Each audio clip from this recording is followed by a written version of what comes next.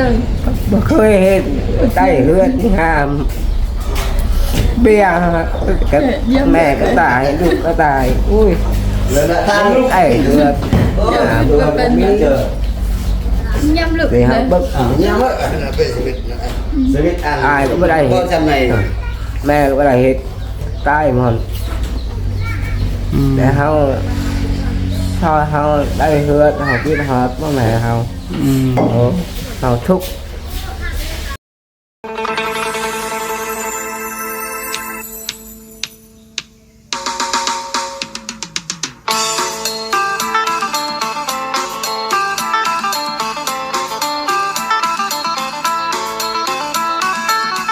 กราบสบายดี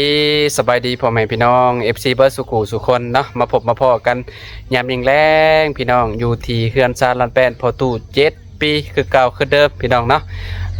บ่ฮู้ว่าทางสร้างเพิ่นเฮ็ดเข้าบ้านประตูพี่น้องประตู7 ปีแล้วละบ่หรือว่าจังใดเนาะเอาไปเบิ่งไปชมนำกันพี่น้องเนาะยามแรงๆเด้อพี่น้องเด้อเนาะไปเบิ่งไปชมกันโดยพี่น้องเอ้ยเนาะมาจ้องมองยังไปเบิ่งเงินประตูแล้วบ่โอ้ยงามบ่แล้วงามสบายดีเด้องามคักปัญญังเลยเนาะแม่นงามบัดแล้วนะเหมาะราคาเหมาะเลยกับอันนี้นะได้ทรงคักเนาะแม่นทรงนี้พิเศษกว่าหลายลังโอ้พี่น้องเอ้ยเนาะถึกพี่น้องชมวิวบรรยากาศเนาะป้อเฮือนลาวฝั่งนั่นเป็นภูพี่น้องเอ้ยเนาะภูบ่เลยเนาะอยู่ด้านหน้านี่คือถนนใหญ่เนาะน้องหลานเนาะคันว่าเจ้าเฮ็ดเฮือนเจ้าจะได้แบบใดทรงมันแบบใดยังติดใจทรงเฮือนน้องแพนอยู่บ่โดยติดใจอยากได้แบบนั้นอยู่โดยทรงแบบนี้อยู่แต่ว่าของลาวมันสิเป็นหลังซ้อนเนาะแม่มันสูงขึ้นหน่อยนึงเพราะว่าเฮือนประตูนี่มันก็สิบิดหัวอยู่ไดเจ้าลองแง่มึงตี้ครับบ่เชื่ออ้ายบิดทรงนั้นมันคักทรงปูนนั่นมันทรงปูนเนาะมากทรงปูนอยู่ข้างล่างเป็นปูนพี่น้องเนาะเป็นเสาปูนเนาะเฮือนน้องแพนเพิ่นเนาะตัดออกนี่ก็ใส่ปูนก็โอเคแล้วก็เป็นปูนแล้วเนาะอยากได้ทรงนั่นคือเก่าเนาะยังบ่เปลี่ยนแปลงอยู่พี่น้องเนาะโอ้เพิ่นใส่แล้วแหละพี่น้องฝั่งนี่เนาะงามชมวิวแต่เนาะยังบ่ได้เบิ่งเนาะน่ารักน้อยเนาะพี่น้องเนาะเบิ่งตารางบ่ซ้ำเบิ่งในเฮือนพี่น้องเนาะแล้วได้มื้อนี้เพิ่นใส่มื้อนี้เรียบร้อยบ่จักมื้ออื่นจะว่าจบงานบ่จักสร้างเฮ็ดนี่เนาะพี่น้องเนาะใส่ยังเหลือแต่บ้านห้องนอนกับบ้านทางเข้าพี่น้องเนาะประตูใกล้สิมาอยู่เลยได้นี่เนาะใกล้สิได้อยู่แล้วพี่น้องเนาะดีใจน้ำลาวได้บ่ดีพ้นแล้วกี่อยู่พุ่นเนาะบนนี้แล้วบัดนี้นะพ้นหัวกับพาลูกพาเมียนอนสบายเลยบัดนี้นอนละเนาะโอ้สุดยอดผู้ใดน้องเห็นอยู่ในตู้ผู้ใดผ่านทางกับเบิ้งแม่นบ่มองอยู่เฮือนประตูนี่แปลว่าเขาสะอ้อนเด้งามบ่หลายคนเพิ่นก็มาเบิ่งอยู่ได้นี่เนาะแบบว่าเฮาบ่ได้ถ่ายคลิปนะพี่น้องก็เจ้าก็มาเบิ่งอยู่ได้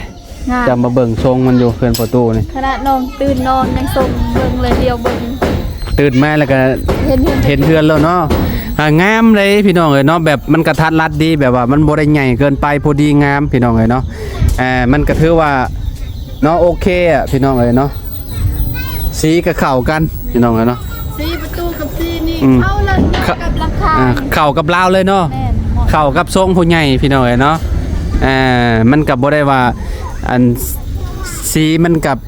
เนาะคือกันกับเพื่อนน้องปูนาพี่น้องเอ้ยเนาะคักเนาะมีตังอีกรังเบิ่งรถโอ้แม่นลีเนาะล่ะเนาะในการเลยตังพี่น้องที่ว่าบุญเพิ่นซื้อมาพี่น้องเนาะโอ้เบิ่งชมวิวเบิ่งวิวทั้งนั้นเนาะยังเหลือแต่นี่เด้พี่น้องเนาะที่ว่าเพิ่นยังบ่ได้เฮ็ดทางสร้างเนาะพี่น้องเนาะไปขึ้นไปเบิ่งอยู่เทิงนำกันพี่น้องเนาะทางเฮือนประตูเพิ่นเนาะ โอ้ทำความสะอาดอยู่ประตูนี่ขากลีนี่สวัสดีตู้โดยสวัสดีเด้อสวัสดีเด้อพอสั่งเด้อเนาะโดยยังเหลือแต่ประตูไงเนาะแล้วก็ประตูทางเข้าเฮือนพี่น้องเนาะแต่ทางเข้าห้องเราเนาะมุมนี้พี่น้องเนาะอ๋อ แล้วนอนเลยมาแล้ว อันนี้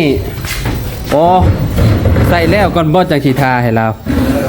โอ้ใส่แล้วก่อนเนาะ การจะบ่อยมิทาก้อนนะเพราะแห้งยังทามันแห้ง แบบว่าติด ตั้งเลย ติดแล้วมันตั้งแล้วก็ทาให้เราเลยเนาะเอาตามใจสร้างว่าแนวใดคักก็จัดไปเนาะเดี๋ยวให้ประตูเพิ่น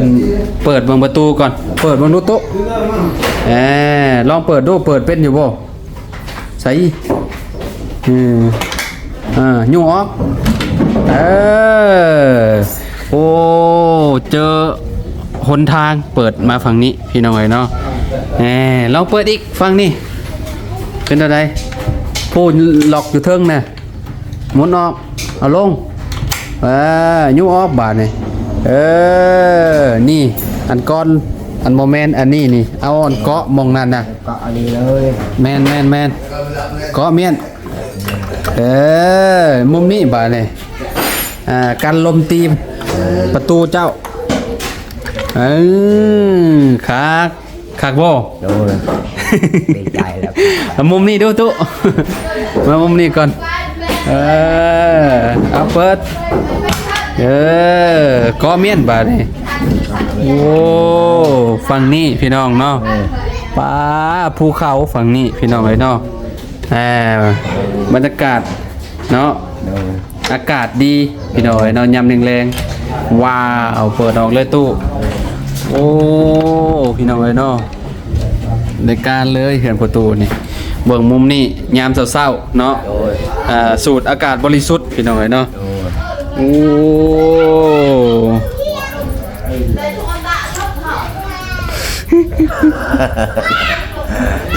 นอนห้องนี่เนาะบัดเทือนแล้วพี่น้องเนาะทางตู้7 ปีเพิ่นก็สิใหญ่มานอนอยู่พี่แล้วพี่น้องเนาะกับเมียเพิ่นเนาะอยากนอน4-5 คนก็ได้เนาะเพราะว่ามันซ้ำเพื่อนหลังหนึ่งเลยซ้ำกระต๊อบหลังน้อยเจ้าเลยคันว่าเจ้าอยากนอนกับลูกกับเต้าเจ้าหันคันว่าลูกเต้าเจ้าบ่อยากนอนอยู่ข้างนอกก็นอนอยู่ข้างในก็ได้พ่อกับแม่ก็บ่ได้โตใหญ่ขนาดนั้นพี่น้องเนาะเพื่อนแล้วนี่สิเข้ามานอนอยู่บ่อยู่ในนี่ฮะยามมันฮ้อนยามมันฮอนคือน อนอยู่นอก อยู่นอกเลย ยามมันฮ้อนนอนอยู่นอก โดนนอนอยู่นี่ ยามหนาวแล้วนอนอยู่ข้างในโดนโดยเอานี่หน่อยเนาะพุทธเฒ่าเนาะยามมันฮ้อนนอนอยู่นอกเราวะเนาะพี่น้องประมาณนี้เนาะปิดรถตุ๊ลองปิดเมียนตุ๊บาทนี่ปิดเป็นอยู่บ่ปิดเป็นอยู่บ่ปิดเป็นอยู่บ่ปิด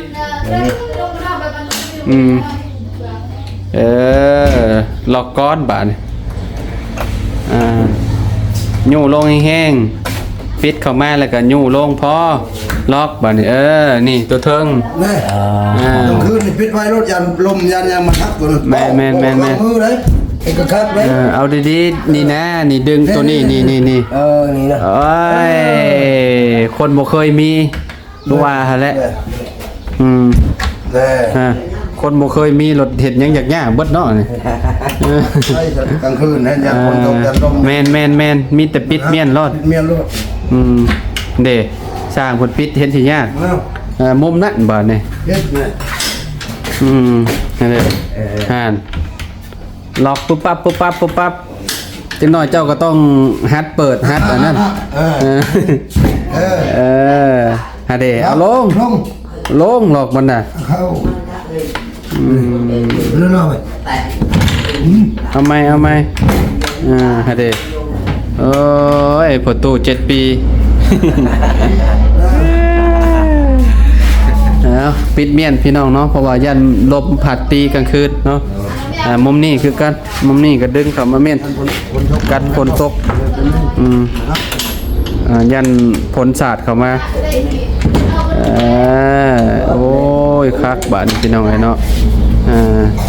ปิดเมียนเลยเมื่อนี้แล้วเนาะประตูอันนี้เนาะปองเอี่ยมพี่น้องไอ้เนาะฝั่งนี้เจาะเรียบร้อยเบิดแล้วบ่แล้วเบิดแล้วเนาะเอาปิดเมียนตุจะหน่อยอากาศร้อนโอ้ยเปิดเอาได้บ่ขึ้นจะหน่อยเปิดบ่เป็นได้ฮะจะหน่อยว่าเปิดบ่เป็นได้ยามมันร้อนเพราะว่าเฮือนกูร้อนแท้ว่ะเนาะเปิดหน้าต่างก็บ่เป็นเบิดแล้วโอ้เปิดเข้ามาแล้วก็มืดแล้วเนาะพี่น้องเอ้ยพี่น้องเอ้ยเนาะก็มีแต่ตัวใดมันบ่จบบ่งามก็มีแต่ลองไม้เท่านั้นมันปิดสะดวกประตู7 ปีแล้วยังปิดบ่เป็นจ้ะ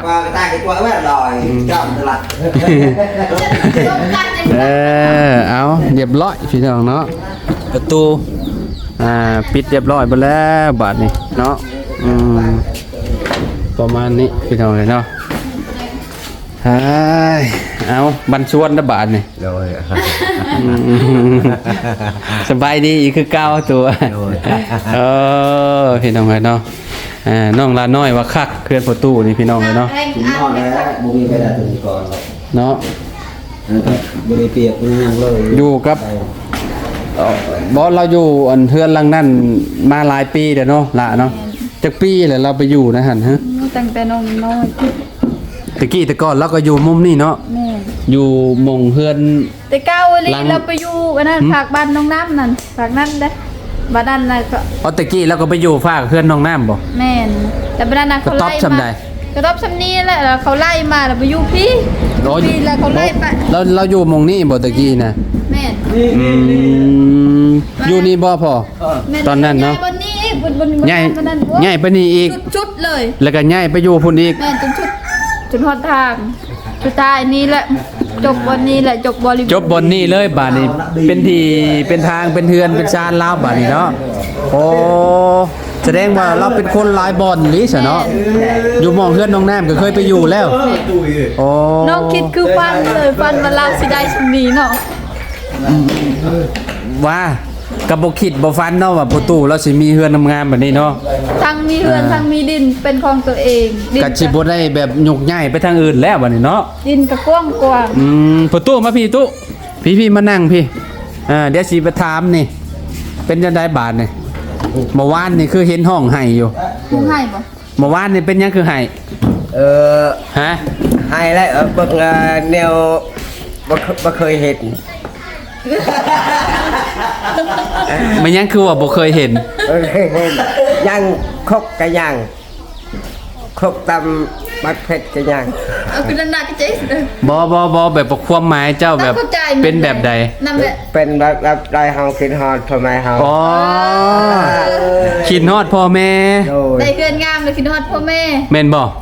ได้เฮือนงามแล้วคิดฮอดพ่อแม่อยากให้เพิ่นได้เห็นบ่อ๋อเฮาว่าเฮาถามบ่าวน้อยเฮาว่าเป็นหยังประตู7 ปีคือให้อันนั้นบ่าวน้อยว่าเจ้าน่ะคิดฮอดพ่อแม่ว่ะเลือดอะไรเสียงมันคะแนนเพิ่นบ่เสียนี่ก็เนาะเพิ่นคือสิเห็นอยู่เนาะเฮือนเจ้างามๆเนาะพี่น้องเอ้ยเนาะเยี่ยมเลยบ่เคยเห็นใต้เฮือนงามเบี้ยแม่ก็ตายลูกก็ตายอุ้ยไอ้เฮือนมีย่ำลึกเลยย่ำอายก็ไม่ได้เห็นแม่ก็ไม่ได้เห็นตายหมดแต่เขาได้เฮือนเขาคิดฮอดว่าแม่เขาทุกเลี้ยวเขาอกใจตอนนั้นน่ะอุกใจเนาะเป็นประตูว่าเฮากันน้องลาก็สิให้น้ำลาวพี่น้อยเนาะ เราดีใจหั่นนะพี่น้องแบบว่าตั้งแต่เกิดมาก็คือแบบบ่เคยมีเฮือนงามแบบนี้พี่น้องเนาะแต่พ่อกับแม่ก็บ่ฮู้ว่าเพิ่นตะกี้แต่ก่อนเฮือนเพิ่นเป็นแบบใดอันเฮาก็บ่ฮู้ดอกพี่น้องเนาะเป็นแบบใดตะกี้แต่ก่อนเฮือนพ่อแม่เจ้าตู้ เพื่อนเฮานี่แหละ แบบเพื่อนเจ้านี่บ่ โอ้ย อ๋อ เอาเชือกไปมัดตะปูก็บ่มี อ๋อเอาเสื้อมัดเอาตะปูก็บ่มี โอ้ย อ๋อ แบบนั้นแล้ว พี่น้องเนาะอ่ะ ไปเกิดไปมาแล้วบ่มีเลยตะปูครับเฮ็ดเหือน มีแต่มัดเอาคือสีเจ้ามัดบางหันตอนนั้นเนาะ เฮาเฮ็ดมัดเหือนเฮานี่แหละเฮาอยู่ พี่น้องเราประตูเราจนให้พี่น้องเราดีใจเนาะคือแบบพุ่นและเพิ่นเบิ่งเจ้าอยู่เทิงโผตอนนี้นะ โดย เนาะเพิ่นแนมเบิ่งเจ้าอยู่เพิ่นเห็นเจ้าเห็นเทือนงามเจ้าแล้วเพิ่นก็ดีใจนํเจ้าแหละ โดย พี่น้องเอ้ยเนาะเป็นบุญกุศลของเจ้าแหละตู่เอ้ยเนาะที่ว่าเจ้าสร้างมากับผู้ใหญ่ใจะดีเพิ่นเนาะจนเจ้าได้เฮือนได้ชานเพิ่นเบิ่งแล้วเพิ่นก็อยากเฮ็ดเฮือนเฮ็ดชานให้เจ้า โดย เนาะอันนี้ก็คือแบบนะตู่เนาะแบบดีหลายร้อยเท่าแล้วนะตู่เนาะ โดย บัดนี้ก็ประตูเราก็สิบ่ได้ปบแล้วบัดนี้เนาะหลานน้อยเนาะ ดีใจนำ ก็คือเฮือนชานเราก็เนาะมีหลังบ้านใหญ่บาดนี้พี่น้อยเนาะซ้ำที่อยู่บาดนี้เนาะ โดย บ่ต้องย่านบนหัวจะแล้วบาดนี้ โดย พาลูกพาเมียมานอนแหละจักหน่อยนี่จักหน่อยก็แล้วแหละพี่น้อยเนาะอีกมื้ออื่นตั้งสร้างเพิ่นก็เข้าบ้านใหญ่แล้วก็บ้านห้องนอนแล้วก็มาเฮ็ดอันนี้แล้วก็ทาสีให้ลาวพี่น้องเนาะแล้วก็จบบริบูรณ์บ้านนี่เจ้าสิเฮ็ดแนวใดขึ้นเฮือนใหม่แบบว่าเอาแบบใดแบบว่าขึ้นแบบเรียบง่ายบ่ได้หาคนหลายหรอว่า ก็มีอาหารกินเนี่ยได้หลายคนอยากไปก็มีอาหารกินเอารถเดียวก็ยา บ่มีอาหารให้เพิ่นกินก็เอาเนาะแต่เนาะอันญาติพี่น้องแถวนี้เนาะแถวเพื่อนน้องหลานน้อยเพิ่นนี่ก็ได้เนาะบ่ต้องหาหลายก็ได้เนาะตู่เนาะ โดย แบบว่าให้เพิ่นมาแสดงความยินดีนำ โดย มันเพราะว่าเฮ็ดนั่นได้แค่พี่น้องเนาะเพิ่นก็บ่มีเงินค้ำเด้ ไอ้ชายพีนี่เฮาบ่มี ว่ามีเฮือนแบบว่ามีแบบว่าพี่ได้เฮาถือพี่พ่อแม่เด้ อันนี้เพิ่นบ่มี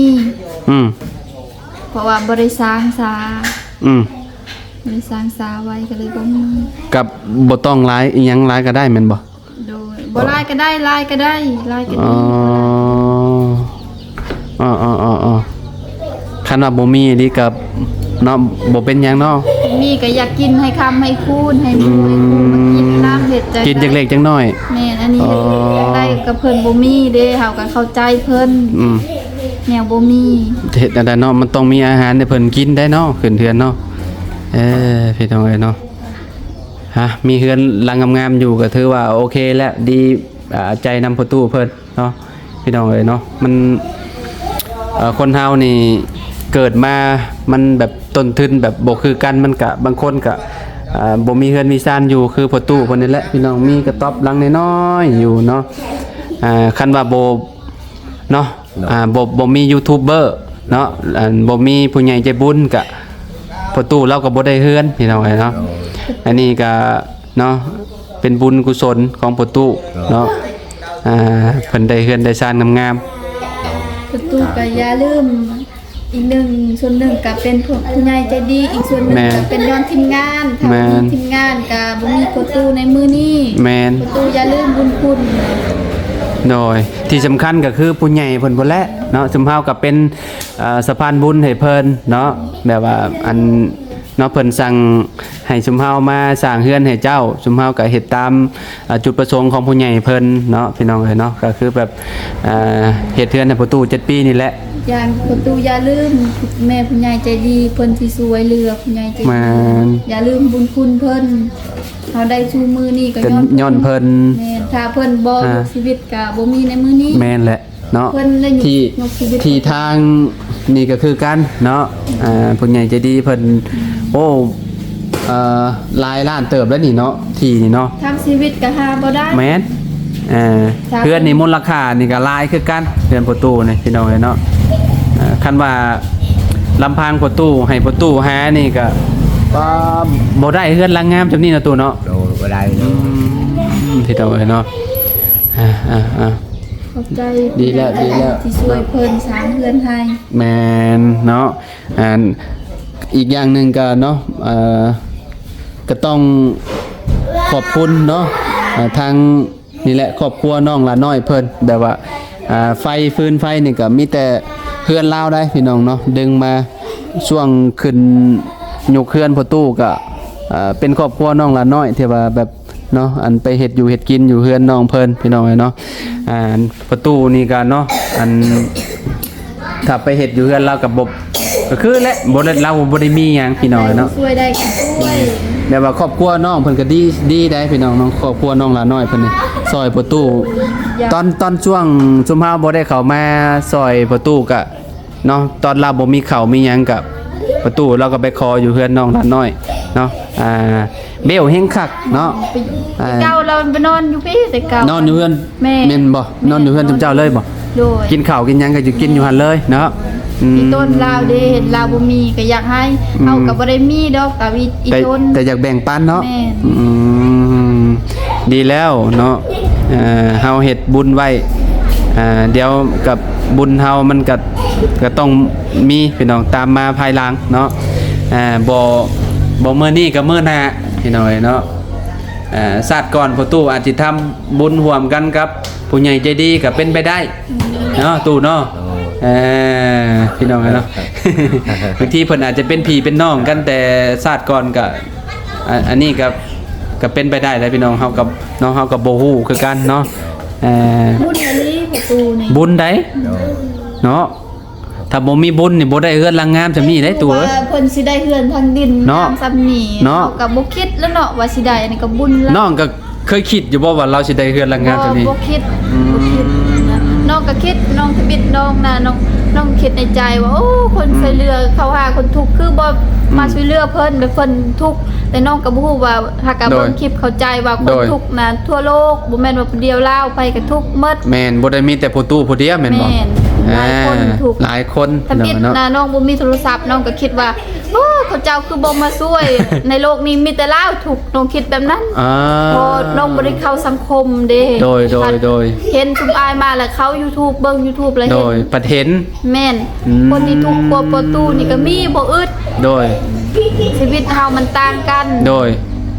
ถ้าเลือกได้ก็ไผสิ ไผสิอยากถูก แม่ ไปสิอยากยากจนคือว่าและคือน้องละน้อยเพิ่นเว้าอะไรพี่น้องเนาะคนถูกกว่าพอตู้7ปีก็มีหลายพี่น้องเนาะ ปัญหาชีวิตเฮาบ่คือกัน แม่น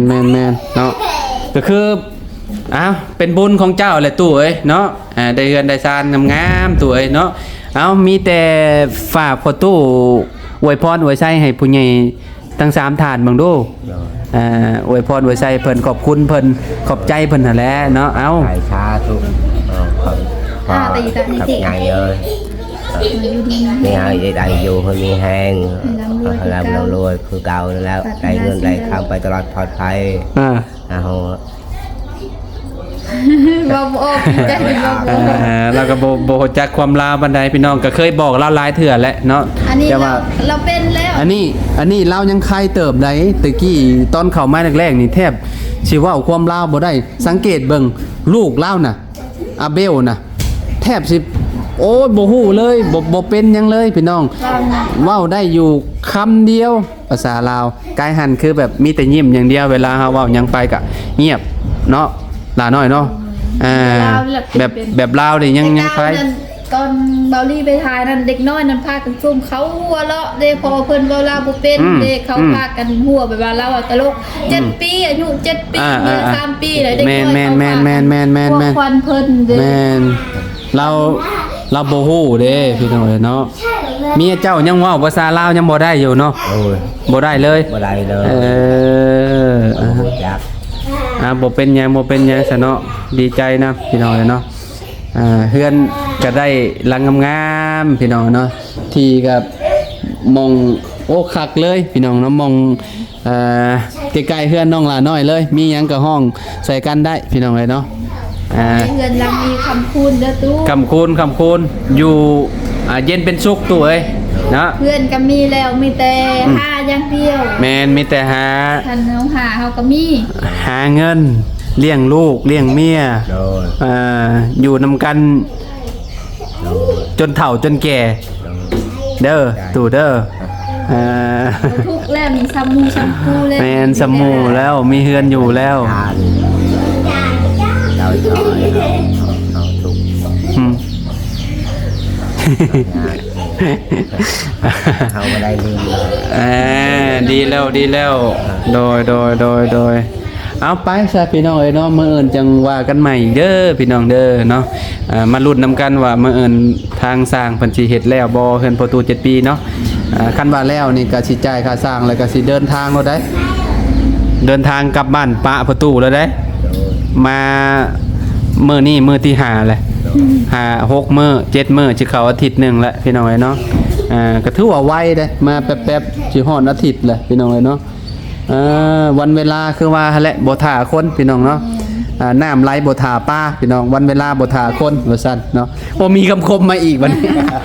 โอเคกลับป้านแล้วตู้เด้อเอาสบายดีเด้อขอบใจน้องหลาน้อยหลายๆเอาพี่น้องเอ้ยเนาะโอเคพี่น้องเนาะหลังจากที่พูดคุยกับพ่อตู้เพิ่นเนาะเมื่อกี้น้ำตาก็จนไหลแล้วเนาะพี่น้องเนาะน้ำตาพ่อตู้7 ปีไหลเลยพี่น้องเพราะว่าเราก็คิดมาแหละแบบอยากเห็นหน้าพ่อหน้าแม่ว่าซั่นเนาะตัวเองเกิดมาก็บ่เคยมีเฮือนมีซ่านอยู่คือหมู่คือคู่นะพี่น้องคิดมาแล้วก็น้ำตาไหลอยากให้พ่อให้แม่ได้เห็นว่าซั่นพี่น้องเอ้ยเนาะโอ้ยเนาะพี่น้องเนาะก็ดีใจนำพ่อตู้เพิ่นพี่น้องเอ้ยเนาะเราก็บ่คิดบ่ฝันแหละพี่น้องว่าสิมีเฮือนงามๆแบบนี้ล่ะว่าเนาะขอบคุณหลายๆเด้อขอบคุณพ่อแม่พี่น้อง FC เบิดทุกคนขอบคุณผู้ใหญ่ใจดีที่ให้เป็นสะพานบุญให้เด้อเนาะขอให้แม่เนาะแล้วก็เอ้ยทั้ง3ฐานเลยเด้ออยู่ดีมีแฮงความเจ็บบ่ให้ได้ความไข้บ่ให้มีปรารถนาสิ่งใดก็ขอให้ได้สิ่งนั้นเด้อให้ร่ำให้รวยกว่าเก่าเด้อที่ซอยคนทุกข์คนยากมาเนาะสำหรับคลิปนี้ขอโตแล้วพี่น้องไว้พอกันคลิปหน้าเนาะสบายดีเบิดทุกคนพี่น้อง